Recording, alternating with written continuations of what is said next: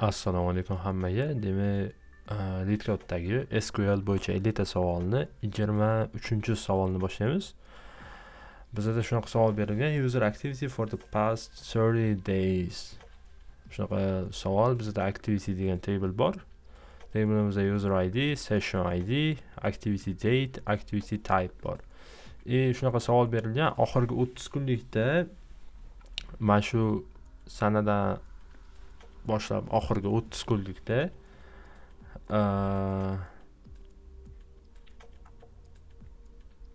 o'sha aktiv bo'lgan kunlarni topish kerak ekan.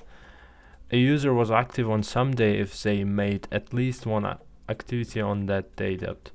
O'sha kun aktiv kun hisoblangan agar birorta user kirib birorta activity qilsa, activity type'ga qarasak, misol uchun open session qilgan, scroll down qilgan, misol uchun bu veb-sayt bo'lishi mumkin. Veb-saytda o'sha ochib ko'rgan, scroll down qilgan yo bo'lmasa session tugatgan, mana shularni любой bittasini qilgan bo'lsa, o'sha user aktiv hisoblangan o'sha kunda. Endi bizda javob qanaqa? Misol uchun 2019/07/20 aktiv kun hisoblangan, chunki bitta user yana ikkinchi user ham qatnashgan. Bitta user kirgan bo'lsa bo'ldi, o'sha kun aktiv hisoblanadi. Mana bu qatnashganmi yo'qmi qiziq emas, chunki bitta user o'zi allaqachon qatnashib bo'lgan. Va ularni countini chiqarib berish kerak ekan. Buni ham databasega ololmadim, shunchaki olayotmadim, shunchaki mana shu yerda kod yozib qo'yamiz. Demak, nima yozaman? Birinchi har doimgidek select. Select qilsa nimani? Biza javobga qarasa day bu yerda activity date turibdi. Activity date as day. Keyingi kolumnimiz active userlarni count qilishimiz kerak ekan. Count qilishdan oldin men table ni yozib qo'yaman. From table.activity. Endi nima yozishim kerak? Oxirgi 30 kunlikni topishim kerak. Var yozaman. Activity date between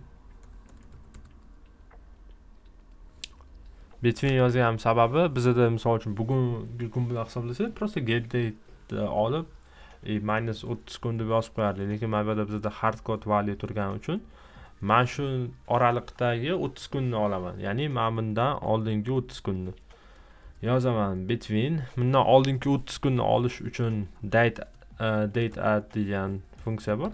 O'shandan foydalanaman.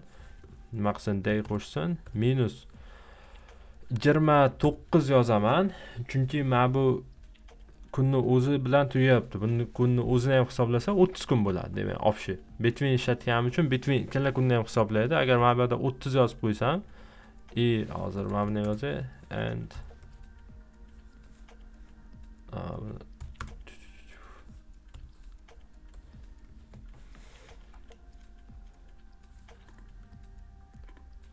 demak, agar hozir men bu yerda 30 yozib qo'ysam, bu 27-iyunni ham hisobga olardi, 27-iyulda ham hisobga olib 31 kun bo'lib ketardi. Lekin bizga 30 kunni so'ragan oxirgi, bu mana ham include bo'lsin degan. Between mana buni ham qo'shadi, javobga buni ham qo'shadi-da. O'shaning uchun men bundan bittadan kamaytirib 29 kun deb yozdim. Shunda umumiy bu 29 kunlik data mana bu bilan 30 kunlik bo'ladi. Endi o'shani просто count qilib qo'yishim kerak userlarni. Count qilishim kerak. Distinct ishlataman. Ya'ni bitta user men bir necha marta kirib chiqqan ekan. Agar distinct ishlatmasam, bu katta raqam bo'lib ketadi countda. Bizga просто userlarni nechtaligi qiziq, necha marta kirgan emas. O'shaning uchun user ID ni distinctda count qilaman. Va javobda group by qilib qo'yaman. Group by activity date. Endi bitta savol tug'iladi. Agar so'rasaydi, agar user bir marta emas, mana bu yerda at least one degan-ku, bir marta emas, 2 marta desaydi, biz mana bu yerga yozib qo'yardik having mana bu count katta bo'lsa katta yoki teng bo'lsa 2ga at least 2 marta kirgan bo'lsa aktiv bo'ladi desa mana shunaqani qo'shardik. Bizdan faqat at least 1 marta kirgan bo'lsa aktiv deyapti. Demak buni prosta komment qilib qo'yaman. Bu shart emas. Javobimizni submit qilamiz. Undan oldin men bunga as active users degan alias name beraman. Javobda so'ralganda.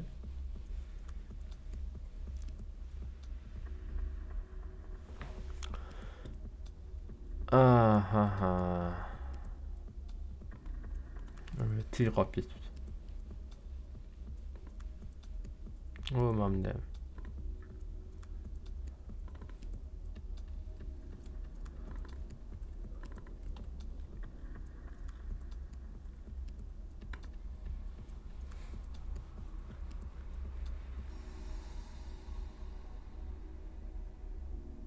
javobimiz qabul qildi. Yana bir marta submit qilib ko'raylik. Bu safar ham 5% chiqardi.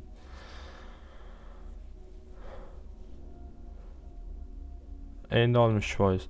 Xullas, men bu o'sha bundan oldin ko'p videolarda ham aytganman, shu serverdagi resursga qarab, runtime yo internetga qarab, runtime har xil chiqadi ba'zida. O'shaning uchun bu